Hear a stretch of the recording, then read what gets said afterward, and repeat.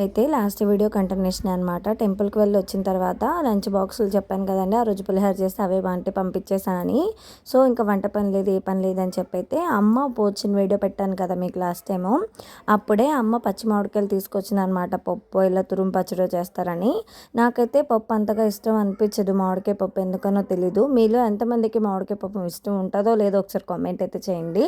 ఇక నేనైతే ఆ 3 కాయలు కూడా తురుము పెట్టేసి ఇట్లా పచ్చడి పెడుతున్నాననమాట. మామూలుగా ఈ ఎండాకాలం వచ్చిందంటేనే పచ్చళ్ళు వడియాలు కదా. మాకైతే మా అమ్మ తక్కువ పడుతుంది. అమ్మకు పంపించేదనమాట. మా అత్త ఇప్పుడు మాకు పంపిస్తుంది. మా అత్త ఎక్కువగా చింతకాయ పచ్చడి, టమాటా పచ్చడి, మామిడికాయ పచ్చడి, కొరిగార పచ్చడి పడుతుంది. నాకేమో టమాటా పచ్చడి ఎక్కువ ఇష్టము. దాని తర్వాత మామిడికాయ పచ్చడి లైట్గా తింటానమాట, పర్లేదు. అయితే ఇక్కడ నేనేం చేశానంటే అవి మొత్తం తురిమేసుకొని ఒక గిద్ద గుడ్డు కారము, ఒక 2 టీ స్పూన్లు మెంతులు, ఆవాలు ఫ్రై చేసుకుని ఆ పొడి, ఉప్పు కలిపేసి నూనెతో మొత్తం పక్కన పెట్టేసుకొని పోపులో అయితే చిన్నులపాయలు వేస్తున్నాను. విడిగా అయితే మనం మామిడికాయ పచ్చడిలో ఉల్లిపాయ బద్ద బద్ద అలా వేస్తాం, కానీ ఇట్లా అయితే నేను ఇలా చేశానమాట.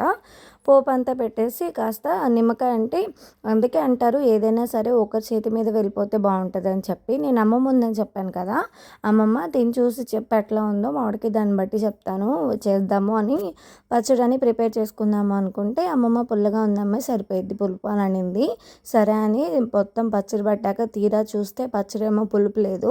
ఇంకా లాస్ట్లో ఏమో కొంచెం నిమ్మకాయ అయితే పిండుకోవాల్సి వచ్చిందనమాట. నిమ్మకాయ పిండుకున్నా సరే దాంతోపాటు వచ్చే పులుపు అదొక డిఫరెంట్ టేస్ట్ వస్తుంది కదా. అట్లయితేనే పచ్చడి అయితే బాగుంది. వీడియోలో కామెంట్ చేసి ప్లీజ్ సబ్స్క్రైబ్.